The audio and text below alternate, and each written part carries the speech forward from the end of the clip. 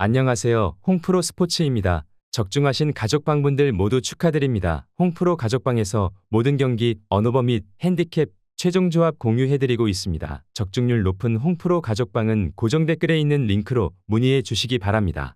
10월 7일 해외 축구 7경기 분석 시작하겠습니다. 첫 번째로 브라이턴 대 토트넘 경기 알아보겠습니다. 먼저 브라이튼은 첼시 원정에서 패하며 4경기 연속 승리가 없다. 발레바와 루터 등의 골이 나왔지만 첼시의 공세에 고전했다. 때문에 순위가 추락했고 이 경기를 통해 반등을 노려야 한다. 부상자들이 있긴 하지만 루터와 민테 등 이번 시즌 합류한 이선 공격수들이 역할을 해주고 있고 위버와 한셀우드로 재편된 중원 경기력도 살아났다. 단 주앙 페드로가 부상 중인 건 아쉬운 상황이다. 이어서 토트넘은 최근 리그와 유로파 등에서 4연승에 성공했다. 내용도 좋았는데 부상으로 손흥민이 3경기 연속 빠졌지만 그 기간 모두 멀티골을 기록했고 주중 원정 경기에서는 로테이션을 크게 돌리며 과정과 결과를 모두 잡았다. 반더 벤과 벤탄쿠르가 휴식을 취했고 메디슨과 솔랑케, 쿨루셉스키 등이 짧게 뛰며 이 경기 풀타임 출전이 가능한 상황이다. 토트넘은 손흥민의 부상 공백에도 존슨과 메디슨, 쿨루셉스키 등이 충분히 위력적인 시너지를 내고 있다. 그러나 헝가리 원정 이후 휴식할 시간이 짧았다. 브라이튼은 홈에 이점이 있지만 페드로의 결장이 유력하기에 월백 의존도가 클 것이다. 두 팀이 헛심 공방 끝에 승부를 가리지 못할 것이다. 무승부를 추천합니다. 두 번째로 프랑크푸르트 대 바이에른 뮌헨 경기 알아보겠습니다. 먼저 프랑크푸르트는 개막전 패배 이후 4연승에 성공하며 리그 2위로 치고 나왔다. 도르트문트에 패하며 시작한 이번 시즌인데 6골을 기록한 마르무시를 비롯해 공격진의 화력이 대단했다. 부상이 있던 괴체도 돌아왔고 샤이비와 에비메 등 빠른 선수들의 침투도 좋기에 진지하게 시즌 끝까지 우승 경쟁을 기대할 만하다. 주중 원정 경기에서는 베식타스에 승리하며 흐름을 이어갔다. 이어서 뮌헨은 레버쿠젠의 끈질긴 수비에 고전하며 무승부에 그쳤다. 홈 경기였고 파블로비치의 동점골이 나온 이후 경기를 주도했지만 케인과 올리세가 기회를 날리고 말았다. 또 주중 챔스 원정에서는 노이어의 치명적 실수가 나오며 빌라에 패하는 등 분위기가 추락할 위기다.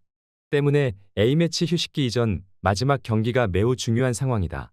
마르무시와 샤이비, 괴체가 나서는 홈팀의 화력이 좋은 것도 사실이다.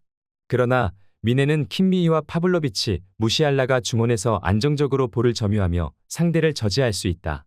케인이 최근 부진을 만회하기 위해 의욕적으로 나설 것이고 그나브리와 사네가 측면 돌파로 기회를 만들 뮌헨이 승리할 것이다. 바이에른 뮌헨 승리를 추천합니다. 영상은 잘 보고 계신가요?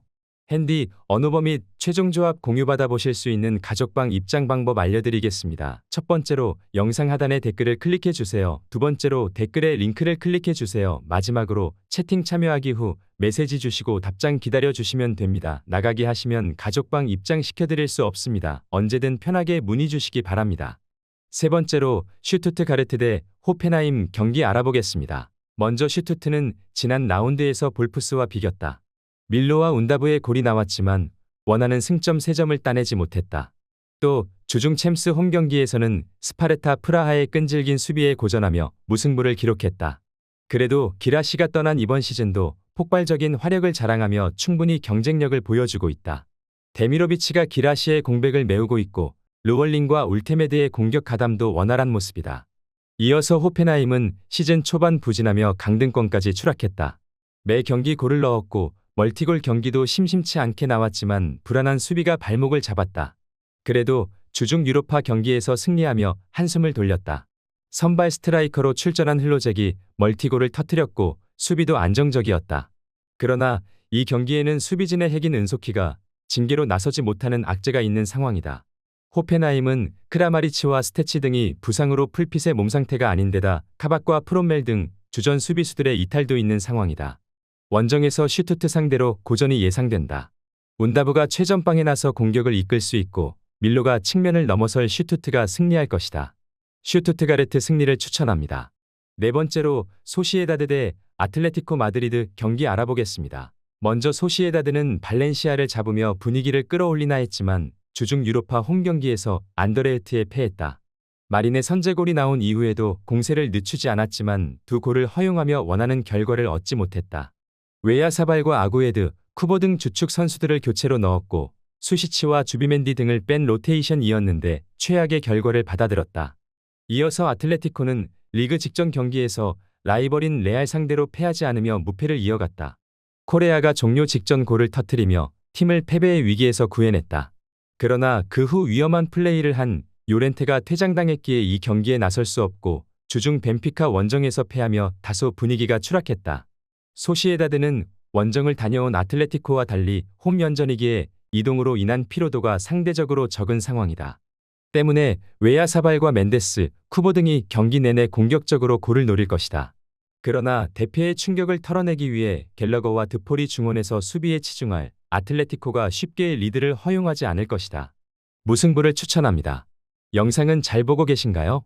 핸디, 언어버 및 최종 조합 공유받아 보실 수 있는 가족방 입장 방법 알려드리겠습니다. 첫 번째로 영상 하단에 댓글을 클릭해 주세요. 두 번째로 댓글에 링크를 클릭해 주세요. 마지막으로 채팅 참여하기 후 메시지 주시고 답장 기다려 주시면 됩니다. 나가기 하시면 가족방 입장 시켜드릴 수 없습니다. 언제든 편하게 문의 주시기 바랍니다.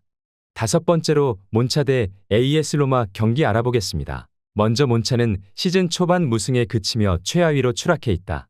승격 시즌 중위권을 유지하며 세리에 잔류에 성공했는데 이번 시즌은 부진하다. 밀란 주리치와 페시나, 키리아코플로스 등 좋은 선수들이 엔트리에 질비하지만 문제는 부상자도 많다는 점이다. 중원의 핵인 가글리아디니를 비롯해 공격수인 데니 모타 등 6명이 빠져 있다. 그래도 홈이기에 공격적으로 경기에 임할 것으로 보인다. 이어서 로마는 주중 원정 경기에서 엘프스보리에 패했다. 훈멜스와 만치니가 휴식을 취했고 도브비크와 펠레그리니, 크리스탄테 등 팀에서 가장 중요한 선수들이 모두 후반에 들어가는 로테이션을 가동한 대가를 치렀다. 그래도 이 경기에는 정상적인 베스트 11이 출전할 수 있다. 로마는 주중에 북유럽 원정을 다녀오긴 했지만 로테이션을 가동했기에 정상 전력으로 나설 수 있다. 경기력이 시즌 개막 이후 올라오지 않는 몬차 상대로 펠레그리니와 소울레가 공격 작업을 이끌 수 있고 도브비크가 찬스를 해결할 로마가 승리할 것이다. AS 로마 승리를 추천합니다. 여섯 번째로 피오렌티나 대 AC 밀란 경기 알아보겠습니다. 먼저 피오렌티나는 아탈란타전 패배 이후 두 경기에서 승점 4점을 따냈다. 난적인 라치오를 잡았고 무패팀인 엠폴리 원정에서도 패하지 않았다. 또 주중 홈 경기에서는 첫 승리를 따내며 새 시즌 연속 컨퍼런스 리그 결승 진출을 위한 시동을 걸었다. 선수단 변화가 많은 이번 시즌이기에 초반 스타트가 좋지 않았지만 서서히 경기력을 끌어올리고 있는 모습이다. 이어서 밀란은 레버쿠젠에 패하며 챔스 연패를 당했다. 챔스에서 8강 이상 진출을 노린 이번 시즌이기에 아쉬운 결과다. 그래도 리그에서는 밀라노 더비 승리를 비롯해 연승에 성공하며 선두권으로 치고 올라왔다. 모라타와 아브라함 등 베테랑 스트라이커들이 마무리를 해주고 있고 포파나의 중원 존재감도 빼어난 모습이다. 밀란이 원정을 다녀왔지만 피오렌티나보다 휴식일이 더 길었다. 그러나 피오렌티나는 보보와 구드먼슨, 벨트란 등이 중원에서 안정적으로 경기를 운영하며 상대에게 주도권을 넘기지 않고 있다.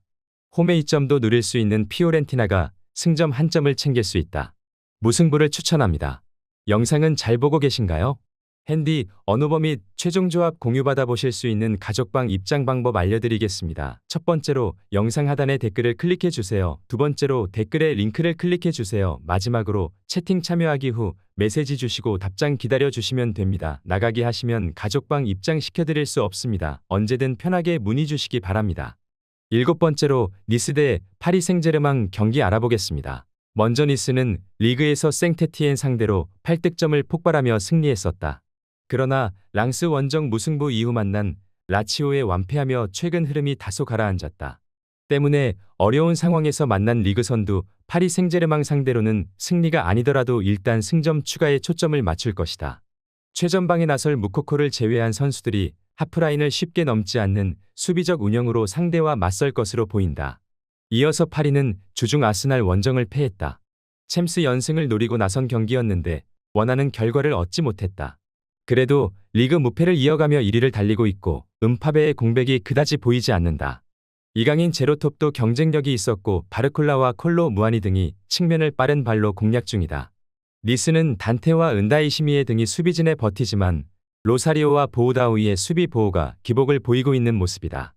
네베스와 자이르 에메리가 중원에서 점차 점유율을 높여갈 파리 상대로 고전할 수 있다. 하키미와 덤벨레의 측면 돌파도 있을 파리가 승리하고 리그 선두를 유지할 것이다.